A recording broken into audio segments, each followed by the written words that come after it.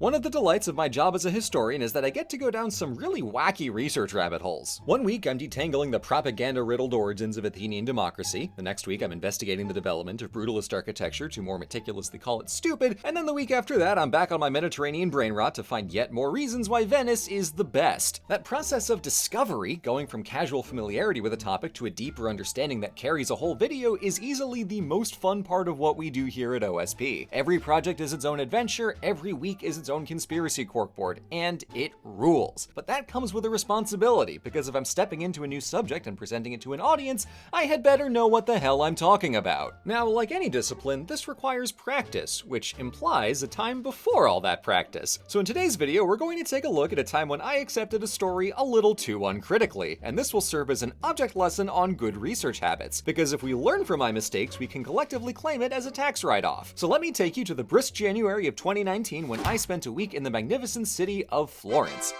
In one of the rare moments I wasn't basking in the shadow of the goodest dome, I visited the Galleria Dell'Accademia Di Firenze, home to Michelangelo's David, way too many tourists, and a fascinating side gallery of historical instruments, like the oldest surviving upright piano from 1739 and a trio of gorgeous stringed instruments sporting the crest of the Medici Grand Dukes and a mother-of-pearl inlay. Very fancy, very cool. But then my tour guide pointed out that these were made by literally the most famous violin maker in history, Antonio Stradivari, as a gift for one of the princes in 1690. Now, I don't know much about Baroque-era music, but I know Stradivari, and I was intrigued to learn that the violin did not originally have the prominence and fame it has today in our modern orchestras. That spotlight used to belong to an instrument called the viol, until the 16 and 1700s when the music scene evolved and the violin won out. So while Stradivari was crafting instruments like these, the violin was not absolute. The viol was still plenty popular. Now, somewhere between this perfectly reasonable description of Italian music history and my idiot ears, I wondered what it would have been like to live through that evolution, and what a traditional viol purist might think of this new hotshot Stradivari making violins for the Medici Grand Dukes. So the comedy cortex of my brain volunteered the thought of, why is Antonio Stradivari wasting his time making violins when he should be making viols?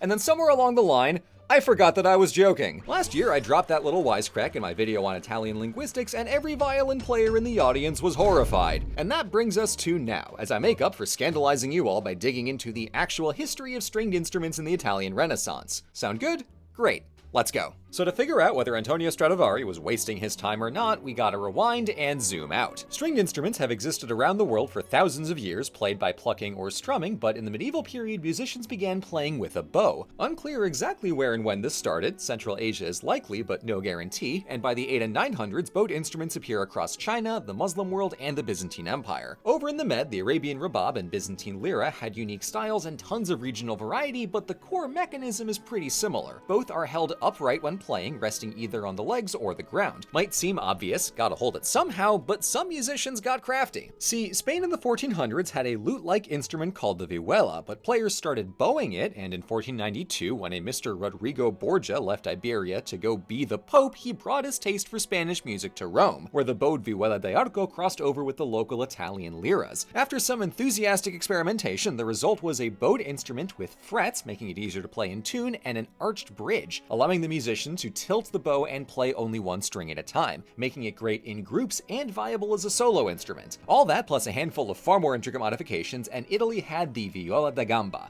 in English, the viol. In the 1500s, the instrument erupted in popularity across Italy and as far as England, and by the 1600s, the viol was a favored instrument of leisure for the aristocracy and a respected instrument for professional ensembles. Bit alarming that the course of Renaissance music turns on legendary scoundrel Rodrigo Borgia, but all of Italian history leads back to Pope fights, so I really shouldn't be surprised. However, the viol was not the only bowed instrument in Italy. Parallel to the development of the viola da gamba was the lira da braccio. Similar concept, but all up in the arms instead of resting by the legs. Then, sometime in the early 1500s, artisans in North Italy devised a version of the lira da braccio with fewer strings than the usual 6 or 7, and a body resembling that of the viol. It first shows up in a painting from 1530 in the hands of a little cherub, and by 1538, it's first name dropped as the violino, the violin. The name is simply a diminutive suffix on viol, viol. Just a little violino. It's a little guy. But this tiny instrument had a big fan base, as it too boomed in popularity in the 15 and 1600s. While the viol was aristocratic, casual, and good for vocal accompaniment, the violin was perceived as a lower-class instrument, was loud enough that it didn't pair well with singing, and since it was handheld and light, it was great for dance. In the latter 1500s, King Charles IX of France imported a violin dance band from Italy and commissioned multiple instruments, one of which is the oldest surviving violin. Now, all these instruments had to be made somewhere, and while the Venetian-held city of Brescia contributed mightily to violin production, the violin makers, or luthiers, crown has to go to the city of Cremona. That city spawned a dynasty of luthiers in the Amati family, beginning with Andrea Amati in the 1500s and leading to his grandson Niccolo in the century after. Now, about 15 years before Antonio Stradivari was even born, Niccolo single-handedly saved the craft of violin making by not dying. See, in 1630, northern Italy got hammered by a vicious round of plague, taking out a generation of Brescia and Cremona's craftsmen, except for Niccolo. As a result, the now competitionless but fiercely understaffed Amati workshop took on apprentices from outside the family, in turn training the next generation of luthiers. This includes his direct pupils like Guarneri, Clot, Ruggieri, and others, plus makers he likely didn't train but still had a strong influence on, such as our boy Antonio Stradivari. So when Stradivari begins his career in the 1660s, the violin and the viol were both established instruments, yet largely in their own realms. The violin was lower class and more for dance, the viol was upper class and more for leisure. But over the 1600s, those spheres of influence started to overlap when composers wrote violins into their pieces as parts of an ensemble and as solo instruments. Then, at the turn of the 1700s,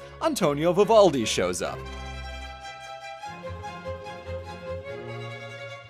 First with a few dozen sonatas and concertos for violin, but working up to such certified bangers as his 1723 Four Seasons, at which point it was pretty much game over for the viol. So by the end of Stradivari's multi-decade career in 1737, after making nearly 1,000 violins, his instrument of choice was set to become the defining sound of what we today consider classical music. There are frankly innumerable details that make his instrument so special, from the shape, neck length, material usage, and construction technique to even things as minute as the type of varnish used on the wood. Bottom line, the man was good at his job, and clearly the Medici agreed. So when Stradivari sent his work to Florence in 1690, would anyone really have thought he was wasting his time making violins? In Cremona, certainly no. Violins were their pride and joy for 2 centuries, but in Italy at large, also probably not. The violin wasn't the aristocracy's go-to instrument, sure, but it had fans and royalty, and came with a ready catalog of music to play from. The Medici musicians even posed for this style in group portraits, so they clearly weren't worried about their instruments being too low class. Look at these guys, killing it out here. So that's a brief rundown on how we got from stringed instruments to Stradivari, but what did we learn from all this? As far as violins and stuff goes, I don't really know. This remains not at all my wheelhouse. The evolution of Renaissance musical instruments is more complex than it first seems, but let's be real, it always is. It always should be, but I hope I've proved that we're never helpless against a new topic. It takes some work to get your bearings, but it's always doable and always worth it. Just maybe don't be a wise ass right out the gate. You might traumatize a violinist. Thank you for watching. Permit me a moment of being serious, as I'd like to dedicate this video to the people of Los Angeles suffering from the fires and the many talented artists and musicians among them. We've been heartbroken by the loss of life, culture, and countless homes, so we want to help. There's a fundraiser attached to this video. Please consider joining us in donating to help musicians affected by the fires. Stay strong, stay safe. We'll see you in the next video.